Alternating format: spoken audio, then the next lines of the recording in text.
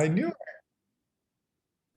Good Okay. morning, all iLive listeners. I'm here with an amazing guest. His name is Pooria Just. And, I met him actually last winter. I got to give the backstory because it's just fabulous. I was walking on Lakeshore and I think the weather was like, what, -20, Pooria? Was Something it like minus that. 15? Okay, so here it is, -15, like the lake is frozen as ever. I think it was about 7 o'clock. And I came across the exercise area. And here he is with a group of people with no shirt on. And I'm like, what's going on? Hey, this is my tribe, man. This is our health and fit for life tribe, man. He's got a lot of concepts from individuals like, who are you following, Pooria? Yeah, Wim Hof, David Goggins. Yeah. Yes. And you were talking about the breathing techniques of Wim Hof. Talk a little bit more about that. What inspired you to get the group together and take on the techniques of all the individuals that you're following? Yeah, so it actually came, I'm a lone wolf by nature. So it was Yeah. actually like, it was inside of me being coachable. Actually, my business coach, she said, look, why don't you're passionate about, exercise and fitness. Hmm. Why don't you create a group? And Yeah. so I bumped into my buddy one morning and we're like, hey, let's create a workout like the next day. So next time we had the workout, I said, you know what? There was somebody at the park and I talked to them. And I was like, why don't we just create a group? And then, it just kind of went from there. So what I want to do, because what I usually do with most people that get on the podcast is talk about how you started off in fitness and how this whole thing just evolved into what you have going on downtown Toronto right now with this huge following. And you're like a major motivator for a lot of people, either starting with fitness or even continuing with fitness wherever they are right now. Thanks, man. I had no idea it would turn out like this. I started like in the exact opposite side. So I grew up very sheltered. I grew up in Iran, when there was the Iran-Iraq war. So Oh, uh, wow. yeah, my parents were like, my dad was like, if you go out in the street and play, like I'm gonna, Now, how nearly old were gonna. you at this time? How old were you? Yeah, I was like, I moved here when I was 8, so I Okay. grew up there until 8. So, I never really got into sports or I wasn't active Right. at all. They put me in a karate class and it felt so weird and I felt so out of place and Okay. I was like not good at sports, not good physically. I came here and, and then I started to like as a teen, I was okay. And then I got into working out like bodybuilding and When was this? that was like in my teens and high school. Okay, so you Yeah. got some exposure to weight training and things like that, right?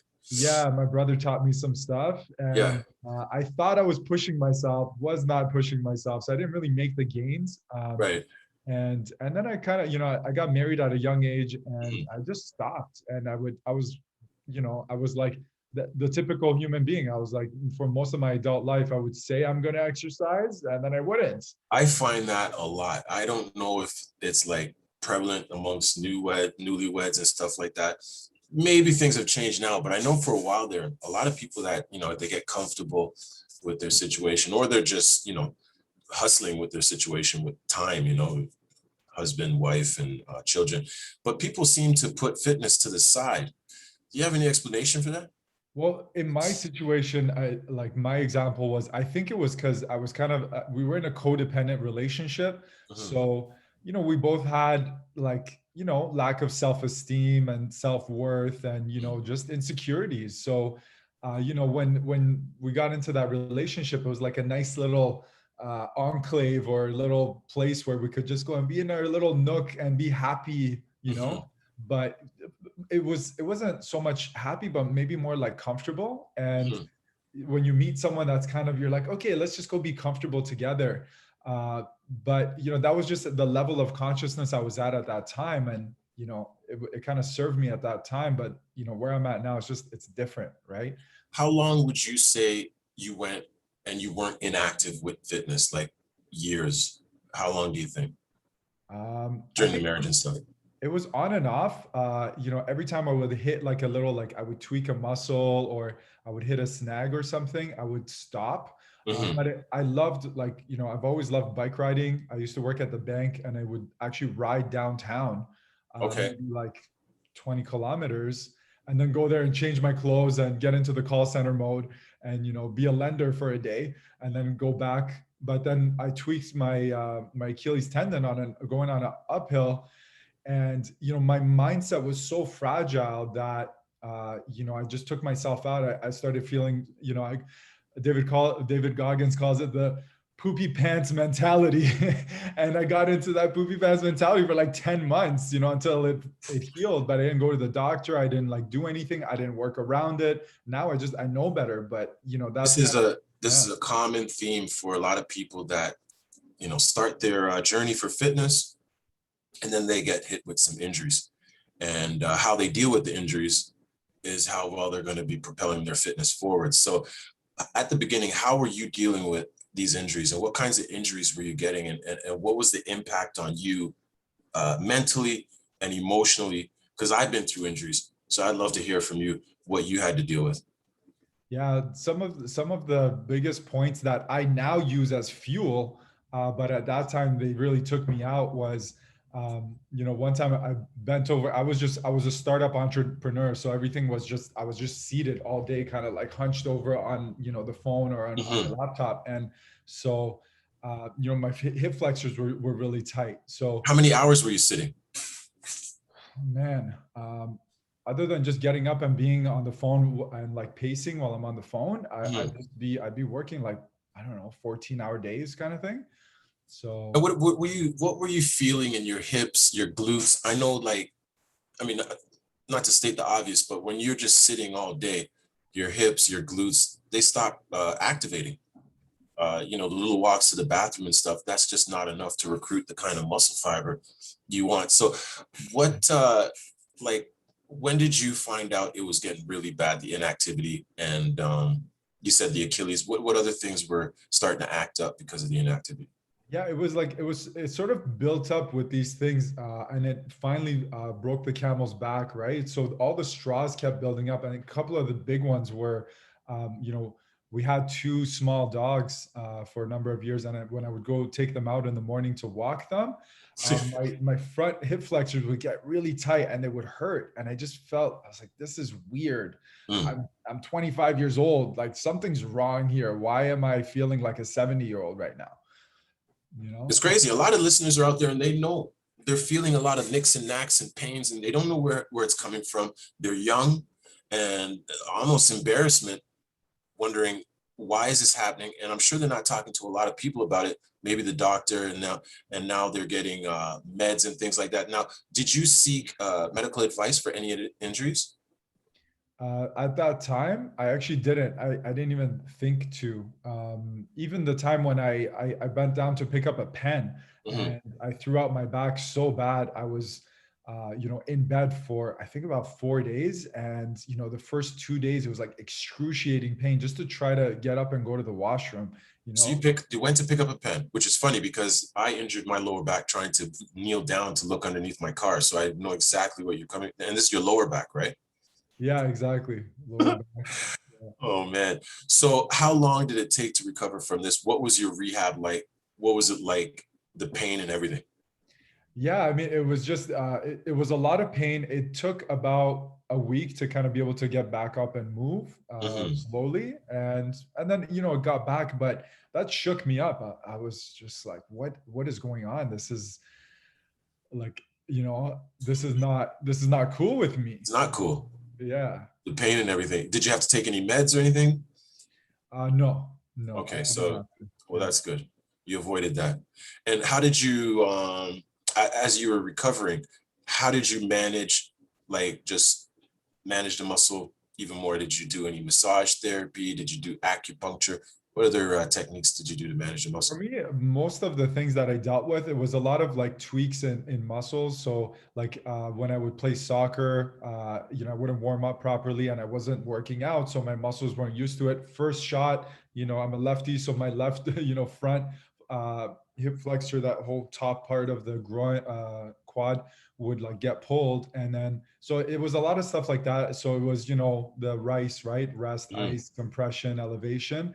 okay. Uh, Mostly I didn't have to really go to the doctor, although it probably would have helped and do Now some. you were playing soccer when you were married. You what at that time?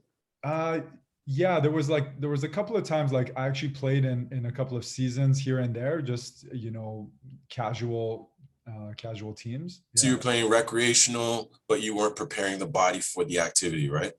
Yeah, at that time it was like, and then it was maybe like 3 months I would start to get consistent with it, and then it Mhm. would be like, okay, it's done. So, And when you say done, that was coming from like the injuries, right? And the sore areas and things like that, right?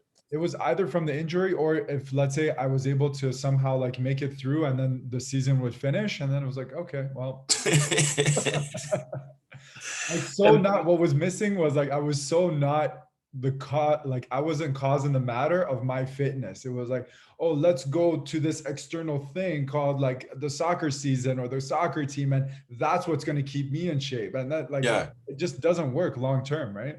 So here you are, you're in your 20s, you're going through some injuries, you're going through some nicks and knacks, but most importantly, you're starting to realize every time I go through a period of some activities, I'm taking a break, and that break leads to an injury in some way or form, right? So when did it start to, when did you connect all the dots for fitness and get on this motivational tear that you're on right now?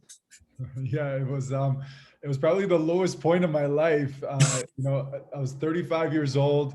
Um, actually, so we went out to California, to LA, after I sold my business. We had a baby. We were Mm, kind of going crazy with the baby care, and so I said, let's just go down to LA. I'll do my next startup there. nice. And we were there, and so we lived like, your background, that was where we lived, right? It was like, 8 minutes away from the beach. I'd go bike riding, so Yeah, that was good.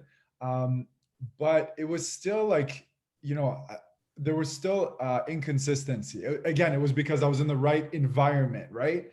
So when all the stars and the moons lined up and everything, then it was like, okay, it's time to go. But it wasn't like no matter what. And so in 2015, my startup failed, my marriage failed. We moved back to Toronto. were you To involved in fitness at all at I this mean, point?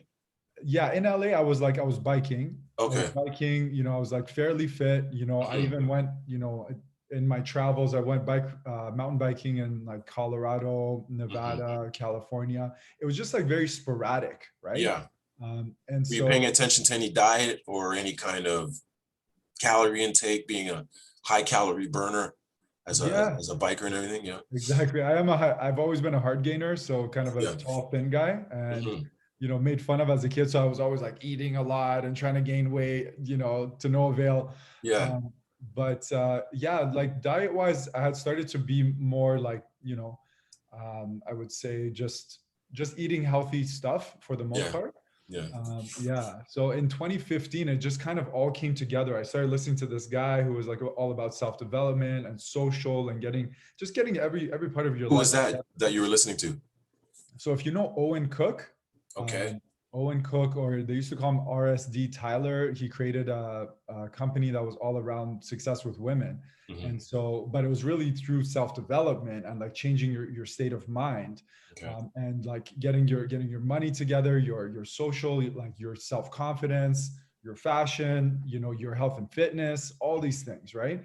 And so, yeah, so we moved back here, and then that's when everything just, because there was such a big kind of hole in my life, let's say, right? It's like there's Yeah. no family. Okay, so what am I creating? So I took Yeah. a year sabbatical, and I started doing some self-development courses. So like landmark education was amazing, Mhm. and some other stuff. And inside of that, there was some, I don't know what it was that I discovered, but I guess it was just kind of like, enough is enough. I just don't want to go back to that anymore. I don't want to experience all the pain that I've had through these injuries, etc. And I want to, like, for me, it was like, I want to feel like a man. How And many injuries did you have man, for it you? was Like, just which were the worst injuries that you had? the Achilles The was probably Achilles? the worst. Yeah, that was the longest. It was like 10 months, right? Mhm. And then the back was just that the back was just embarrassing, man. I was like, That's the lower back, right? No, I yeah. totally get the lower back. I was suffering from that for a long time. That's Mhm. crazy. So what did you do? So what happened after that? Yeah, so it was like in my head, like that was the snapping point for me. After that, I did that weekend course, and so you know, usually when we make New Year's resolutions, like it's, you know, you can't be counted on, right? 99% of the time, probably. But I actually made a new, look, so I started working out more consistently. And then when New Year's hit, I was like, okay, I'm going to do this. I'm actually going to work out. I think it was 5 days a week at that time that I said. What were you And doing? What kind of workouts were you doing in that stretch? I was at home. I was Yeah. doing like dumbbell. I was using chairs to configure. I was using it as a bench. Uh, I had, I think they were like up to around 50 pounds. So I could Yeah. actually, I couldn't do anything near that. I was doing like, you know, 25-pound dumbbell bench press kind of thing. And Were you doing like an isometric workout with some hit principles, keeping it moving, little breaks? it was like, honestly, for me, I was like, if I just get a workout in, I'm good. You That's know, it. like Just get a do pump. something. Do Yeah. so, and especially because of all the tweaks in the past, I Hmm. was very careful to Yeah. not go too hard because I was like, I just don't want to stop anymore, you Hmm. know? So I started doing that like 5 days a week and kept up with that for like a couple of years. And just, I was just playing scared because I knew that if I stop one day, I'm like, that's, if I don't do it for a week, like I just might not do it again, you know? So you're starting to see that the brakes weren't working. No, no, definitely not. Definitely not. So Um, talk to me more about how you got inspired from the guys that you said were just a huge monumental influence in your life for training at least. yeah, I was doing the training and I was like consistent and people were seeing that. And, you know, I was like, it was just naturally, I was getting, you know, attracted to other people and they were being attracted to me, where it was like, hey, we're fit. Cool. Like, what are you doing? What am I doing? And kinda, you know, like building our network that way. Right. Yeah. Um, but, you know, the kind of that snapping moment was when my business coach, she said, hey, you know what? Like, because we were talking about, I was like, I love, you know, health and fitness. It's made Yeah. such a difference in my life. And we were talking about how, you know, if we're healthy, but then we don't create wealth, then we Yeah. can't maintain our health long term, right? We know Hmm. all the people who are kind of getting up there in age, they have some wealth, so they can take care of their health too, right? And so, you know, she said, why don't you create this group? And so once I created the group, that's when, you know, things started to move because I started to add more people in, meet more people, ask them about what they're up to. Hmm. And, you know, somebody told me about Wim Hof and what he's up to. So I looked him up. I'm like, wow, this is incredible. And then, you know, one of the other guys introduced me to David Goggins. Yeah. And, you know, the group was kind of, it was, it was slowly, you know, just gaining members. And, you know, every time I'd go to the gym, anybody who I saw that I didn't know, I'd be like, hey, have you heard of our group? You know, we just created this, and, you know, just to support each other. And, you know, do you want to join it? And they'd be like, yes or no, whatever. And, you know, just keep adding them in. But because I was doing it like every day, you know, Yeah. it was just adding up, right? Oh man. Uh, So tell me, like with Wim Hof, what was the major influencing points that because you really built this tribe on a lot of principles and mindsets of David Goggin and Wim Hof. So talk to me more about those two individuals and the things that they've laid out in front of you that you're really educating your group on and also motivating your group with. Yeah, for sure. So it started with David Goggins actually last summer. I was kind of I was starting to miss a day or two here and there with my workouts, and I was getting sick and tired of myself. I was like, man, like I'm not being inspired with my workouts. What's going on? And I started to listen to David Goggins on YouTube, and he just like his story just it snapped me out of it. Like I had another snapping moment where it was like, man, what am I doing? If I could be 1/1000th of this guy, like I'll be amazing, right? And so like he just inspired me so much. And I said, like, with what he could do, like, you know, I got no excuses. And so I said, okay, I'm working out 6 a.m 7 days a week. That's what I'm doing. I don't care. I'm just drawing a line in the sand. No circumstances, like nothing's going to get in my You way. made a full commitment. Yeah, I just like I don't yeah, I snapped. And it was like I started doing that every Mhm. day. And then I started like in the group chat. By that point, you know, it was mediocre because the winter before I had stopped working out, or Mhm. like not like posting in the group chat. I was just working out at home and just kind of being shy or whatever. But when I got that, I was like, you know what? I'm gonna post a picture at least every single day in the group chat, and I'm doing my workouts. That's what I'm gonna do. And so when I started doing that, then I started like other people who were showing up and being regular, consistent in their workouts started showing up. And we started to just kind of create more and more things together. So we created like an obstacle course on Sunday mornings at this park that we would work out at in North York. Yeah. And yeah, just different types of events. One of the guys was like, hey, let's go to Woodbine Beach. I've been working out there. And thank God for him, because if it wasn't for him, at first I resisted it. I was like, I don't want to go to, it's so far. Yeah. And then we went there. I was like, oh my God, this place is amazing, right? Yeah. And that's where I met you. That's great. Yeah, exactly. Right. So thank God for him, or else we never, would have met. And How big is your group now? so, I mean, the main group is like hitting its limit at like almost, it's at 250-ish right now. Okay. And then there's a couple of like subsidiary groups. Like one is just for the ladies that they created. One is for guys in the first park that we used to work out with. Okay. Together. So it's probably let's say 400 people. And then the Wow. meetup group, our meetup group is, it doesn't, most of the people don't overlap. So there's another 400 there. So yeah. What are some of the breathing techniques, if you can get into detail, to share with some of the listeners? We have listeners from Toronto, the Caribbean, the UK, that you've been learning, and what you teach the group so they can dive in that -20 lake like I seen you do last winter. What do you guys teach over there? Yeah, it's actually super simple. Like it's deceptively simple. All it is breathe in through the nose and out through the mouth. And when on the breath in, you take in all the way. So like stomach,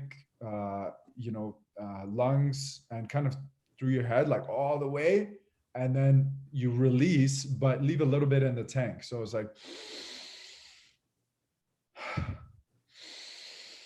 You're always leaving a little bit of air in your chest area is what you're saying, right? yeah, a little bit in the tank when you breathe out. And so what that does is it oxygenates your body. Okay. Right? And yeah, that's basically it. And then the other part of it is mind over matter. And also like voluntary cold exposure. So, we choose how fast we progress. Mhm. So then what happened was, I got David Goggins last summer and I went ballistic like every day, 6 a.m. I started posting. And then as the weather started to get cooler, it was like September. And I thought, like, what if I continue with these like shirtless workouts? Yeah. And what could that look like? Mm-hmm. Well, I know what it looks like. Yeah. 50 people running around at -15 in the water. That's what it looks like. But listen, with the breathing, you were saying Wim Hof actually, he did a tour of the Arctic and he went up the mountains with no shoes, shirtless, barefoot.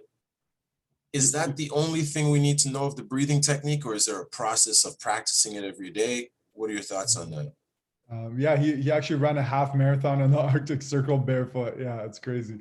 And he actually climbed Mount Everest in shorts. Again, documented. Wim Hof. Yeah. So what else did you learn from him that you guys are really absorbing? So and also combined with light exercise. So like whether you're running, and so the other thing we do is we do the Wim Hof breathing technique, which is you can find that on YouTube. Just Wim Hof breathing technique, and it's a 12-minute file. Basically, it's 3 rounds of 30 breaths of the same breath. Basically. Oh wow. Okay. And yeah, so that kind of, it's like calming while at the same time you're oxygenating and you're like ready to go. So I guess it's like it's a great mental and neurological and physical space to get yourself into as you're about to take something on that's challenging, because you're like oxygenating, you're ready to go, while at the same time you're relaxed. right? Do you think that breathing technique can help you with pain relief or pain management? I find it can. I find the one that's a little more optimal for me with pain is the Navy SEALs breath, or the box breath they call it, What's which is that? like, so think of it like a box. It's equidistant. So so breathe in, hold, breathe out, hold for equal number of seconds. So it could be 3 seconds in, 3 seconds hold, 3 seconds out, 3 seconds hold, or 4 seconds or 8 seconds, just depends on what you want to do. And Right. that really, like when I experience pain, that one really helps me to calm down.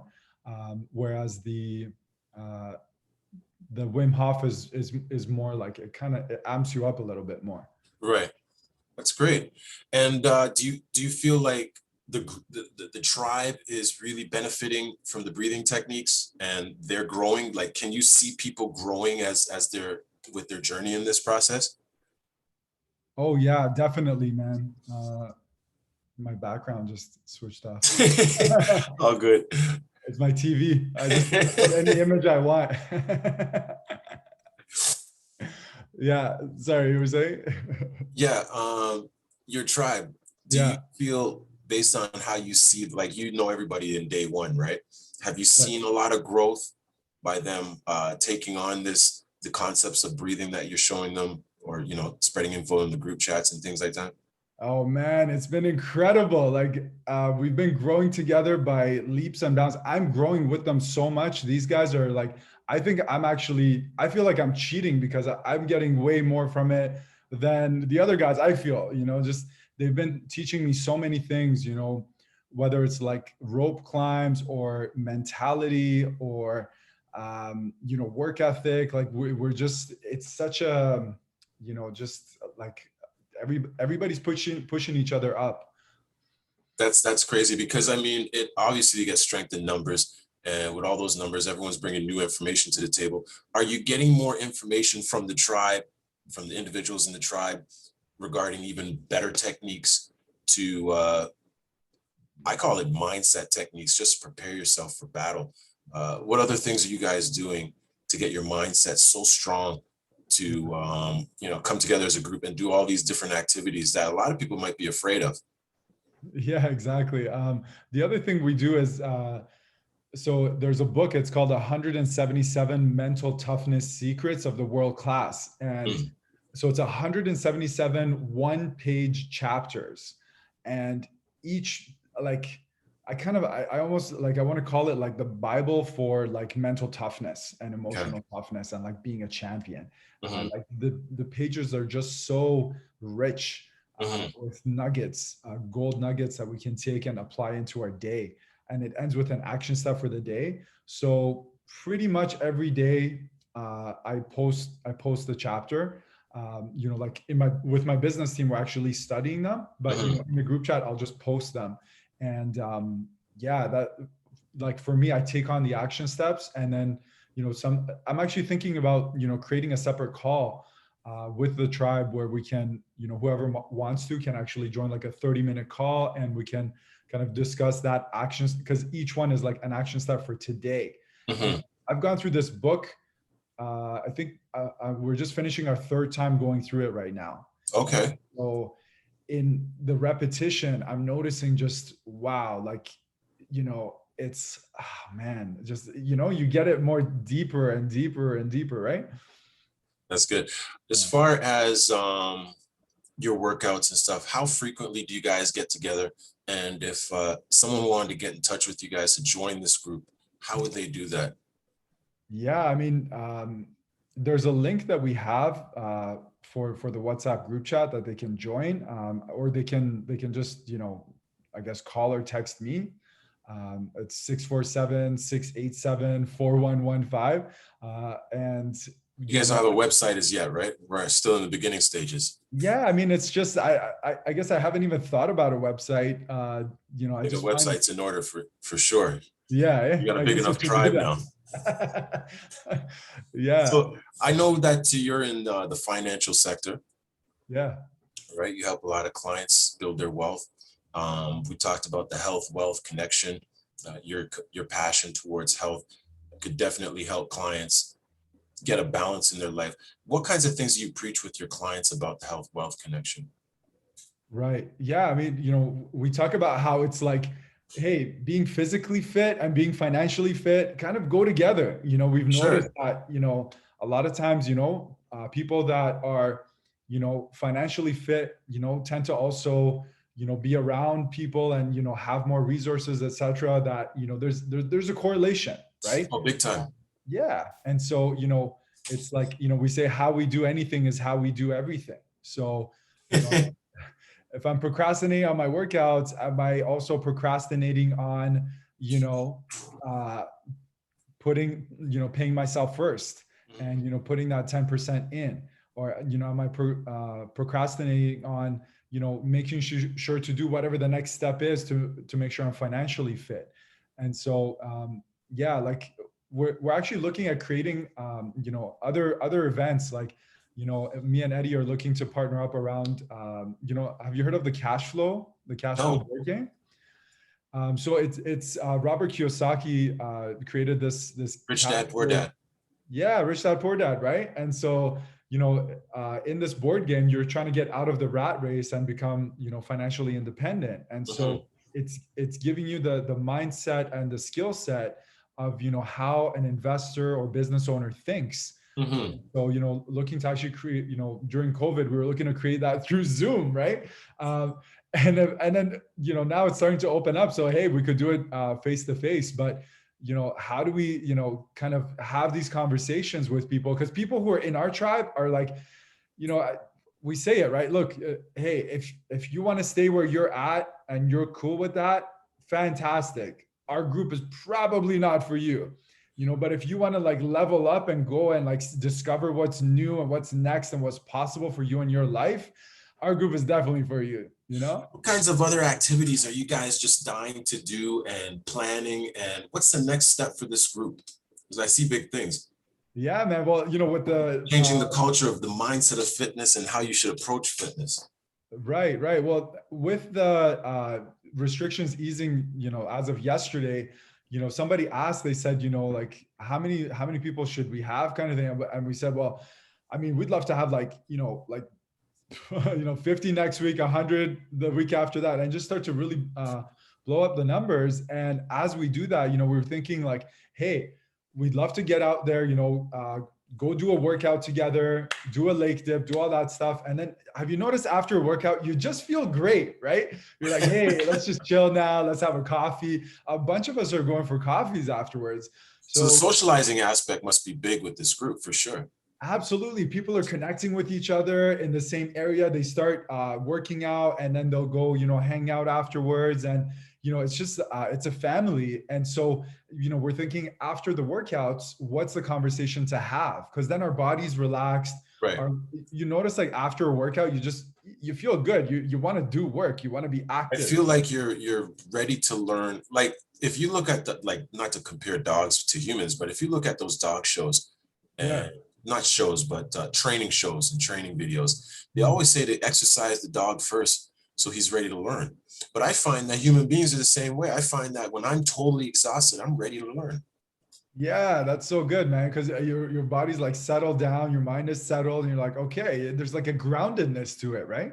You deal with a lot of professionals. What do you notice when you meet a professional that says, you know what, I get up every morning at 4 a.m. and I work out for a couple hours, versus someone that's not, say there's no fitness in their life and they're a professional? What do you compare, like the energy difference, if there is one? There has to be one. I know the people that don't exercise are gonna say, well, I have energy. I know you have energy, but like there's a different kind of energy. Like explain what you see.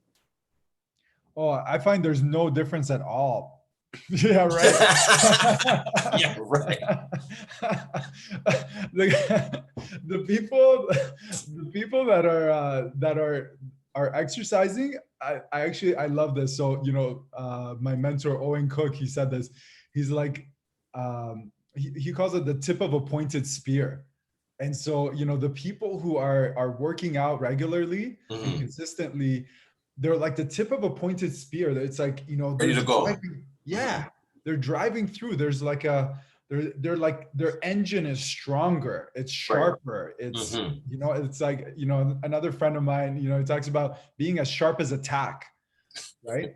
And so it's like, you know, that versus you know, maybe like a cotton ball, you know, Yeah. you're like, okay, you know, it's there, right? Nothing wrong with it. We love the cotton ball. It's good for certain uses, but it's like, you know, when you're a professional, you're driving for something, which is you're looking to be of service to someone for some certain aim, right? And that really, you know, requires like the heart and the mind to be sharp. Yeah. That's great.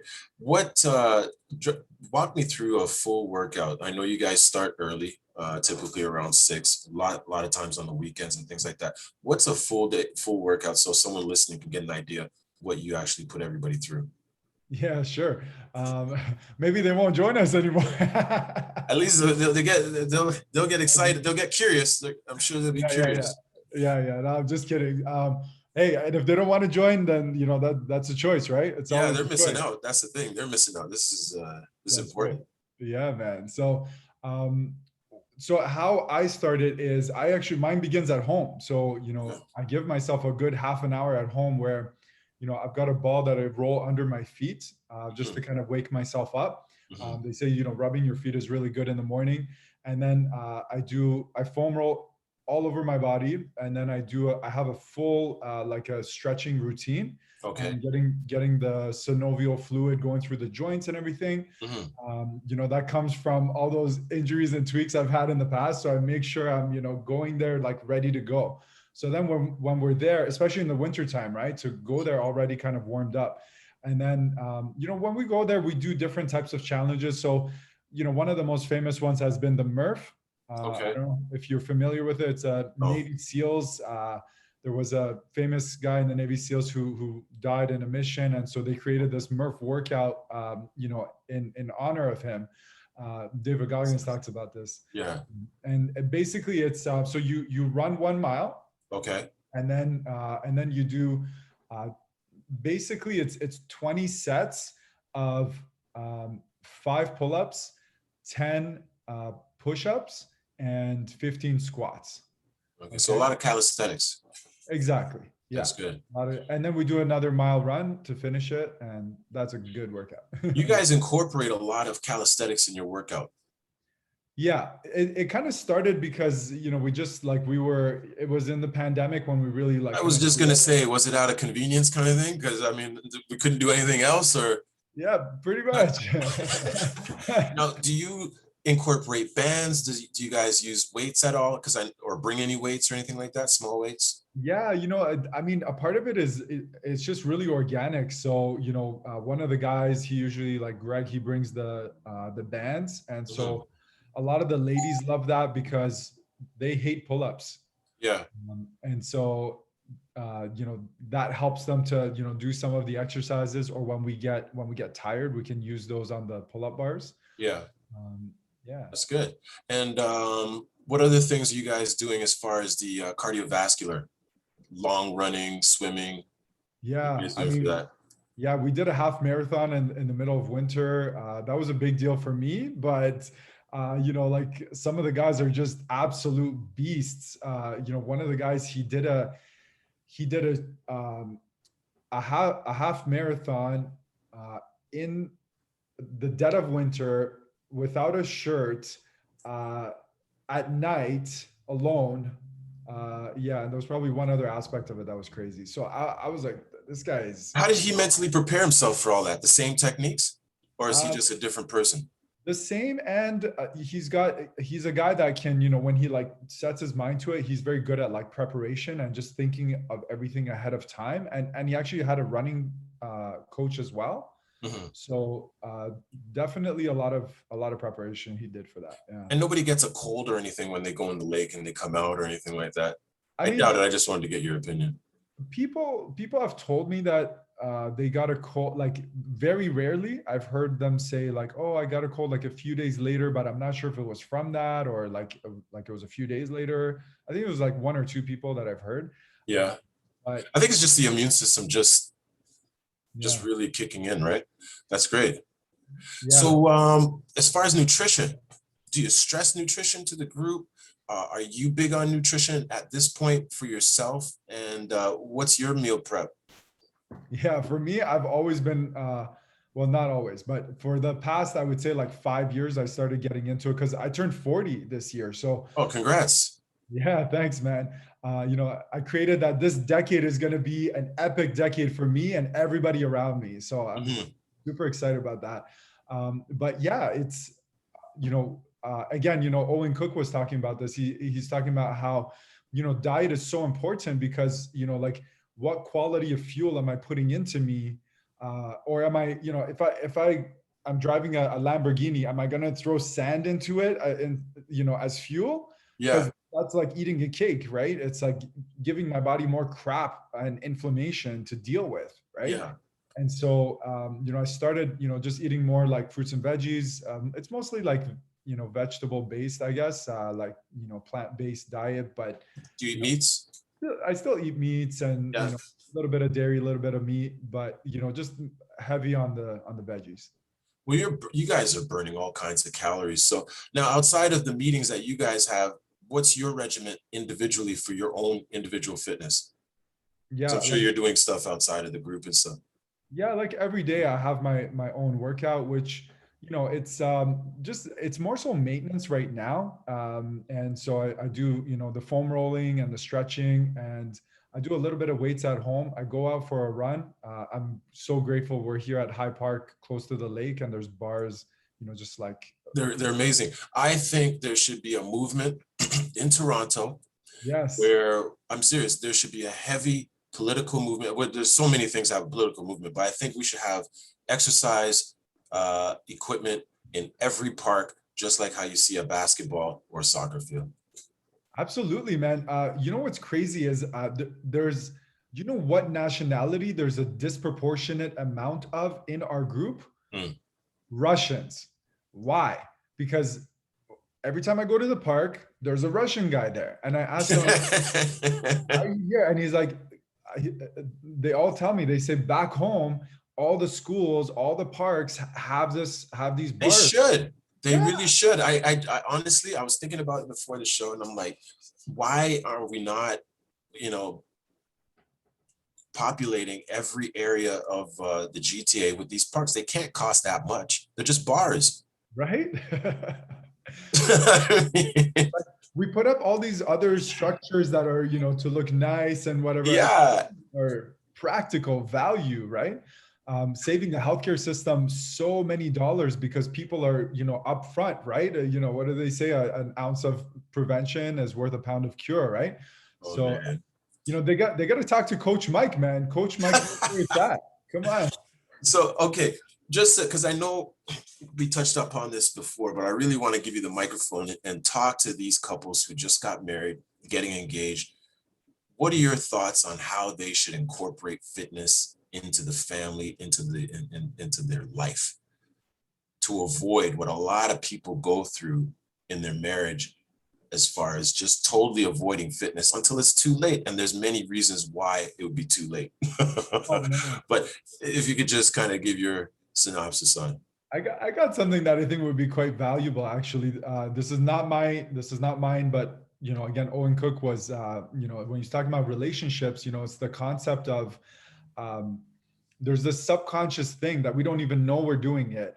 Mm, But when we get into a relationship with someone, they can often be this dynamic of being afraid to lose them subconsciously, right? Because okay, our brains are geared for survival, not thriving, right? right. Evolutionarily, right? And that's Hmm. why we're here.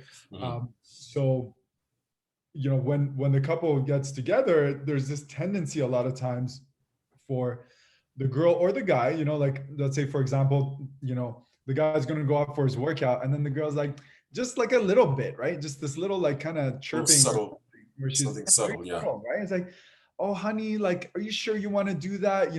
Why don't we just like stay in and watch a movie, or like have some ice cream, or like, let's just cuddle or snuggle. And Yeah. it's like this, and they don't realize it, and And it's there's another side to it too. It's not just the women. You have the guys who are afraid that their girl's going to be too hot and, someone's going to scoop them. You know that. So it's yeah, it's both sides, right? both for sure. So the guy might be like, oh, like you're going out with your friends? Like you're gonna really wear that? Are you sure Yeah, you're gonna wear that? Kind of, exactly, right? yeah. So you got these little subtle things going on. So And then like whoever's cooking, right? Who's cooking and like what's the food that's being made, right? What are we ingesting together? So, for me, because it was a big part of my journey and getting out of that, self-created kind of toxic, or maybe not even toxic, just maybe like very typical of like lethargic kind of lifestyle. For me, what made the difference was self-development, right? Doing these like landmark courses or being around people who are have done some development either through life or through a course, whatever it is, but getting better and not just knowing that like this version of myself, like the version of myself like 20 years ago or 15 years ago or 10 years ago was not going to do these things. I had exactly. to evolve, right? And so the biggest thing I would say is like, get into first of all, be someone for yourself who's like, I am evolving. I don't Mhm. want to be the same version that I am now in 10 years from now. Right. And I also want my partner to be on that path with me. I don't know what that's going to look like. It doesn't have to look like anything in particular. We might do our workout thing separately. We might do it together. It might be yoga. It might be whatever, but So like, let's just grow together. And I think that is really what creates the opportunities that we can start joining groups and doing different things and making sure we're like on that journey. Because life just keeps happening, right? It just keeps coming at you and at you. And you break a leg or your kid breaks a leg or whatever, stuff comes at you. And like, who are you going to be in the face of all that? So I mean, I agree with everything you're saying. So you say that, couples should really make a really paramount choice to work out together and treat it even more important, well, as important as date night, things like that. It's got to be together, fitness together. Well, for me, I would say it doesn't have to be fitness together. I think it might be a different route. Like for me and my girlfriend, for example, with Sammy, it's like I said, hey, babe, come with me for these things. And she was not about it. And I said, okay, my first reaction was wanting to like judge and make wrong. And then I was like, okay, no, step back. Let her do what she's going to do. Mhm. So then when I gave her space and, kind of knew that she would step into something for herself that works for her and works for Mhm. us. She created her own ladies group workout group, right? Which is like a Mhm. subsidiary of like our main group. And so now they've created, twice a week they meet up and do this girls workout, and it's awesome. And then now she started, it's her second weekend now joining us on the Saturday mornings. So for me, it was all about just like humbling myself, letting Yeah, go of my ego, letting go of like expectation and loving her just as she is and just as she's not. that's And great. yeah, seeing like what's possible, what could it look like. Oh, and we're about to start salsa classes with one of our other tribe members Okay. to on the beach. So anyone who wants to start salsa classes, I, like I count me in on that one. That sounds crazy. yeah, we're So gonna start doing that in a couple of weeks. Awesome, man. So you started out working out by yourself, and now you got yourself a tribe. Tell me about how important it is to go along the fitness journey, but bring others with you to motivate each other and create that energy. Because there's so many reasons why. I just want to hear what you have to say about that. Oh man, like uh the huge value that I've gotten out of, like partnering up with others is so many new experiences. The Mhm. Woodbine Beach would not have happened if it wasn't for my buddy Ed who suggested it, right? Yeah. And my coach who, like all these people that it just things come together that you just have no idea. I had no idea. Yeah. Now I'm talking to this badass called Coach Mike, Coach Mike. Shoot. and I'm like, awesome, we're gonna be doing salsa classes in a couple of weeks. Oh man. Like that's So the kind of stuff that's possible. now, Pooria, before we go, I want to make sure that people know exactly what you're doing to help them build wealth and things like that. Because I mean, this is huge that someone could be in their lives helping them build wealth, and at the same token, helping them with health, which is pretty much I do, right? So, how do you help people with building their health, wealth, and where can they find you? Yeah, absolutely. So, what I do is I teach them about how money works, and it's a very simple process.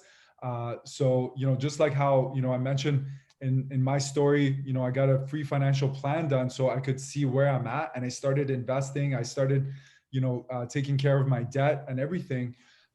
That's what I can actually provide. And so, what I also do is You know, like I actually run a team that's helping people do that. And it's just an incredible way to be able to, you know, and it's free, right? To be able to just learn about, you know, where you're at, where you want to go, get some clarity around that, answer some questions for yourself that you probably didn't answer before. I know I didn't before that, even with a finance degree. So it's not so Yeah, much about knowledge, but about someone who cares, that's going to support you and has a simple system to help you get to your goals, And that's fantastic.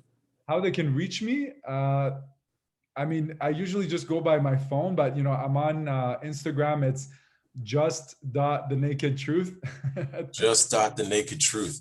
They Yeah. can reach out to you. That's fantastic, Yeah, man. man. Thank you. Um, yeah, that's fantastic. I mean, this is such great information that you provided for someone. I think we're gonna have to have another show, and we're gonna have to get the whole tribe on. What do you think? You're damn right. It's gonna be amazing. Man, those guys are awesome. Well, listen, Pooria, thank you for joining us, and I hope to see you again. All right, and those listening, have a great afternoon and a great weekend. Take care. Bye for now.